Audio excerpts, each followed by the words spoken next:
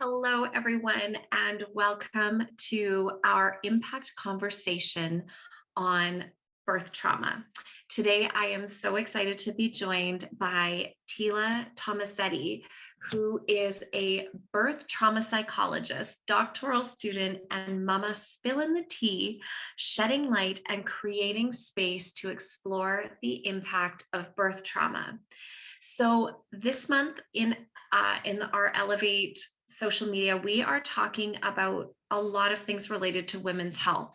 And birth trauma is something so significant and such a big part of this. But I feel like this is something that I have really only started learning about since following you. So, Tila, can you share with us a little bit about birth trauma, what it is, and how many women experience this? Yeah, absolutely. Jocelyn, thank you, first of all, for having me on here today. It's such an important topic that we don't speak enough to, and is one that's kind of close to my heart, too. So just wanted to thank you. Birth trauma, I want to start off by sharing, is very subjective.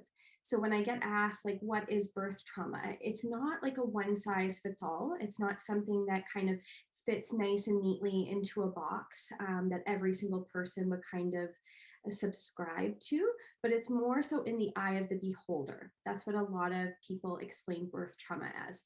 So it's subjective and it's related to the experience of birth trauma. So it's something that could have taken place during the actual labor, in the moments immediately after the labor, and sometimes even in the days afterwards. Say if the mom had a stay in the NICU with her baby, which is the neonatal intensive care unit.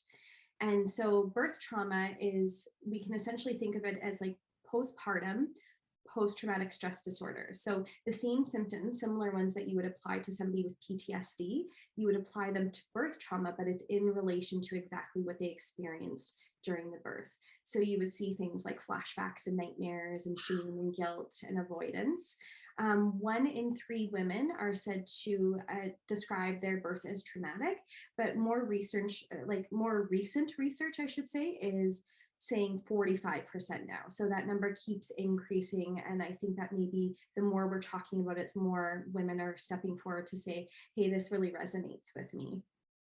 Wow, that statistic really it's really shocking actually. And as I mentioned, I anyone who doesn't follow Tila, first of all, you need to follow her on Instagram. I'm going to read it. It's at the T on birth trauma, and it's TEA. We'll share Yeah, that in the link. Your Instagram feed is remarkable, and the amount of information that you share is so in depth and so well put together and communicated. And I think, I mean, it shows how deep this issue is. So why has this, like, obviously this has always been an issue, but why is it now be and maybe I say now, but in recent years, maybe you can kind of let us in on, like, how has this become more of a normal part of the conversation, and what has kind of sparked it to come to a space where we can have these conversations a little bit more openly? Mhm. I think it's pages like this. And I think it's hearing other women's experiences. I think that's the most powerful thing about my page. I do a lot of like research based sharing. As a doctoral student, I really wanted to focus on the facts that exist out there because um, there's so much fiction on the internet and social media. So I wanted to make sure that people were getting the facts straight around this, and could also relate to it. So I've created that sense of community where, going back to kind of what is birth trauma, there's so many different causes to it. And so like anywhere from C-sections, to postpartum hemorrhages, to obstetric and midwifery violence, as well as hysterectomies or medical interventions that take place. So when you get onto a community like I've created on Instagram, you start to see your story in other women and other birthers, and you recognize that, like, I'm not alone in this. And I think that that's what's helping the conversation to start moving along. There's also really great documentaries the last few years that are speaking to this, like Birth Time World, I think was one that came out just this year. And so just more conversations are being had on bigger scales and reaching more people. And I think the power of that is that others step forward and, like I said, say, hey, like me too.